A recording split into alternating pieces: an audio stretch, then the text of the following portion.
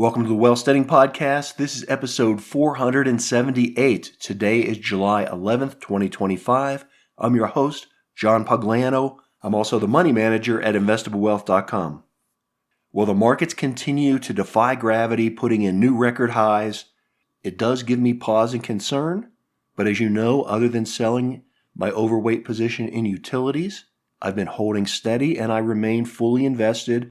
Other than, I probably have about 20% or so in cash that came as a result of selling that overweighted position in utilities, and for now, I'm waiting to deploy it. On a seasonality basis, August through October, historically has been some of the most volatile and largest market downturns that are experienced. So we'll have to wait and see how that turns out. But speaking of seasonality, I got a question from a listener about Generac stock. As you probably know, Generac is a company well known for making backup generators. We're in hurricane season right now, and the listener was asking if it's a good time to buy Generac because Generac stock usually goes up during hurricane season.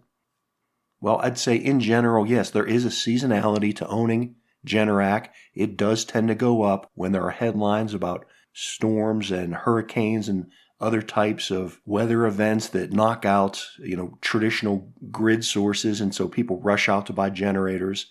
So again, historically, that does tend to favor Generac. But in today's episode, I want to tell you why I own Generac. Right now, it's in my portfolio. I didn't buy it for hurricane season. I don't have any intentions to selling it during hurricane season. If the price does go up, I want it as a long-term holding. And it's there because I think it is another one of those stocks and somewhat of a mundane stock, although it does tend to be a household name. And at one point, post-pandemic, it had gotten to be a meme stock. But it is generally in the category of one of those mundane industrial stocks, which I think are going to do extremely well over the coming years, if not coming decades, because of the revolution that we're seeing with the converging of industrial applications with technology, and specifically with the need for further electrification of the economy. Just like we saw information and data digitized over the last 40 years or so, the next phase of that is to be able to digitize labor, which will really be evident in the form of industrial digitization. And if you aren't familiar with industrial digitization or you haven't heard me talk about this before, well, I recently had a conversation with my friend Andrew Horowitz over at the Disciplined Investor Podcast. I'll put a link in today's show notes where you can find that episode. We talk about many things, but specifically we concentrate on industrial digitization and the impacts I think that's going to have in the economy. So check that out. Now, specifically to Generac, stock symbol on that is GNRC. It's a stock I've owned on and off throughout the years. It's been very tradable, as I mentioned. At one point, it did hit meme stock status. That was back in, late 2021. It had gotten up over $500 a share. Today, it's trading at about $150 a share. So, like all meme stocks, it eventually does fall apart, but it's been building a long base for a good 2.5 years now, where it's fluctuated from a low around of 100 and a high of around 180, 190. So at about $150 right now, it's sitting pretty much in that mid-range or slightly higher of where it's traded over this consolidation period of, a good 2.5 years. I like the chart pattern that was getting set up in it. I bought it at the beginning of the year. At that point, it looked like it was content with support on its 200-day moving average, and I was expecting a bounce from there. It didn't. We went into all the turmoil with the terrible tariffs. Like everything else, it crashed into, early April 9th, hit a bottom. I did not sell the position. I held on to it because I do think it's a very strong industrial company and is going to be favored from additional electrification of the economy. It's up a good 50% or so from that bottom that it got forced into in April, and it's back finding support at that 200-day moving average. So I think from a moment in time buying point, it's at a pretty stable area, both in terms of where it's been over the last couple years consolidating, and specifically where it's finding support at the 200-day moving average. I think that's a pretty good place to be with this stock, so I'm content where it is right now. But when I look at it over a growth trajectory, I think that it is possible that during this hurricane season, if it gets enough publicity, it could bounce back up to that 180, 190, if not hitting $200. That'd be a lot of resistance there. But I do think it could get that high just between now and October. But I didn't buy it for that reason, nor would I plan to sell it if it got to that level, because I do want to keep this in my portfolio as a long-term holding. So let me tell you why.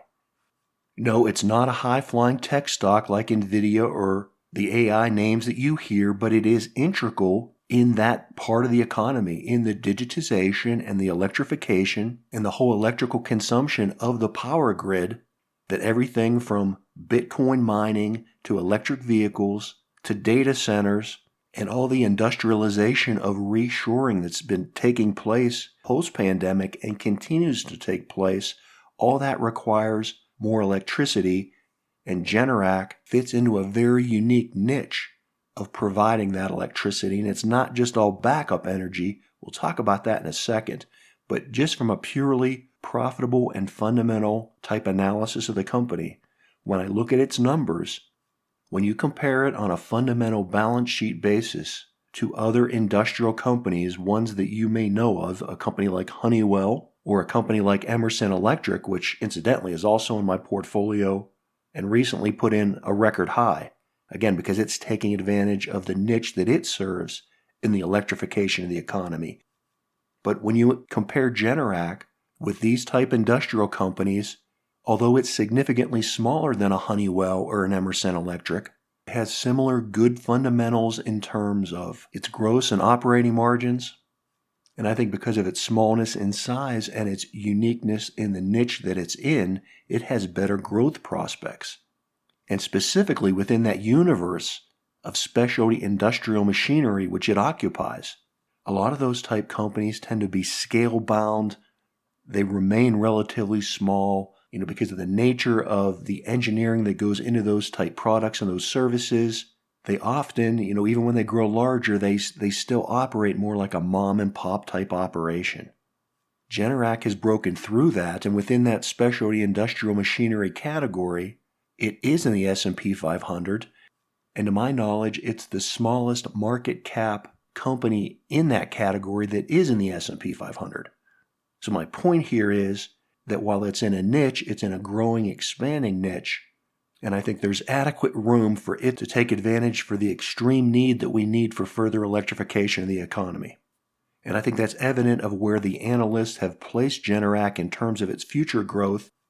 Again, if you look at those specialized industrial machinery companies that are large enough to be categorized in the S&P 500, although Generac is the smallest in terms of market capitalization, it's ranked in the upper end for growth, and yet it has a much more favorable forward price to earnings valuation than almost any other of those industrial machinery companies that are listed in the S&P 500.